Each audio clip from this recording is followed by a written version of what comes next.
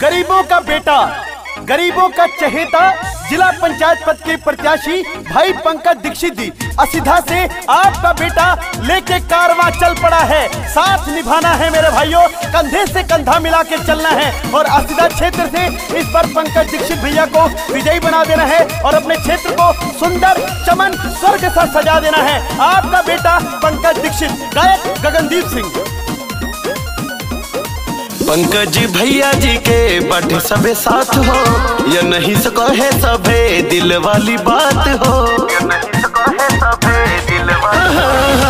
पंकज भैया जी के बाटे सबे साथ हो, या नहीं से कहे सबे दिल वाली बात हो। अब की संवार दी है गौवा हो, पूरा गौवा हो। पंकज दीक्षित का अब की जितई में जिला पंचायत चुनावा हो। पंकज भैया का अब की जितई में जिला पंचायत चुनावा हो। आताताइयों से नहीं डरने वाले, किसी से भी नहीं परेशान होने वाले, बड़ी से बड़ी मुसीबत जब आएगी तो आपका बेटा सीना तान के आगे खड़ा मिलेगा। आपका बेटा पंकज दीक्षित अपने क्षेत्र, अपने गांव को सजाने के लिए पैदा हुए, सभी के भविष्य बनाने के लिए ये बेटा पैदा हुआ है। इसलिए हम सब कसम खाते हैं पंकज दीक्षित भैया को जिताएंगे। जनता की शान है, क्षेत्र की जान है, पंकज भैया जी कहते कभी ना छोड़ के जाऊंगा, सभी का साथ निभाऊंगा, सभी का साथ निभाऊंगा। जनता की शान है, क्षेत्र की जान है, पंकज दीक्षित जी कहते कभी ना छोड़ के जाऊंगा, सभी का साथ निभाऊंगा। मांगे आशीर्वाद छूके पौआ हो, छूके पौआ हो। पंकज दीक्षित का अपने जितई में जिला पंचायत चुनावा हो। पंकज दीक्षित का अब की जितई में जिला पंचायत चुनावा हो। जब भी कोई बीमार होता है क्षेत्र में सबसे पहले पहुंचते हैं पंकज दीक्षित भैया। किसी के घर पे न्योता हो सबसे पहले इनका न्योता पहुंचता है, ये पहुंचते हैं, गाड़ी घोड़ा सबसे मदद करते हैं। कोई बीमार हो इनकी गाड़ी हमेशा फ्री रहती है। तन मन धन से समर्पित आपका बेटा पंकज दीक्षित शिक्षा का विकास करेंगे, अस्पताल का निर्माण कराएंगे।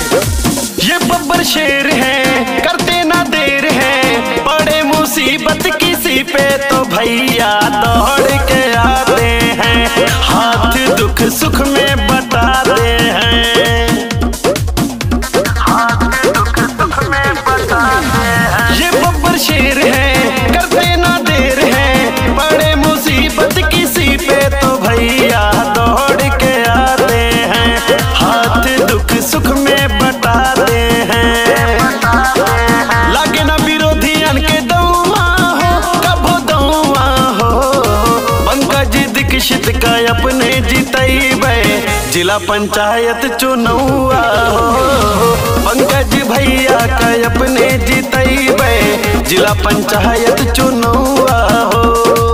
गली गली चमकाने का काम करेंगे, जहाँ बिजली नहीं वहाँ बिजली पहुँचाने का काम करेंगे, नरेगा का पूरा पैसा दिलाने का काम करेंगे, पूरा गल्ला दिलाने का काम करेंगे। आपके बेटे पंकज दीक्षित जी एडवोकेट साहब, कोई भी समस्या हो, कोई भी दिक्कत हो, पंकज दीक्षित भैया से मिलिए, पूरी दिक्कत बताइए। पंकज भैया का मोबाइल नंबर 9984993399, दूसरा मोबाइल नंबर 8318810580। किसी भी समय इस नंबर पे फोन कीजिए, कोई भी समस्या हो, 24 घंटे उठाने वाला फोन, 24 घंटे आपका हाल चाल लेने वाले आपके बेटे पंकज दीक्षित जी असीधा से इस बार होने वाला जिला पंचायत।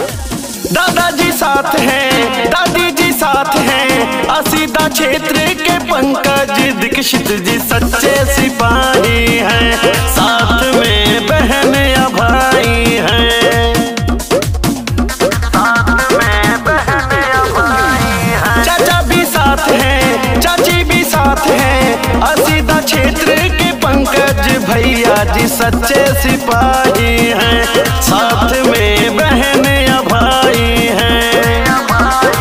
अपने घर का बेटौआ हो, ये बेटौआ हो। पंकज भैया का अब की जितई में जिला पंचायत चुनौआ हो पंकज भैया का अपने जीतैबे जिला पंचायत चुनौआ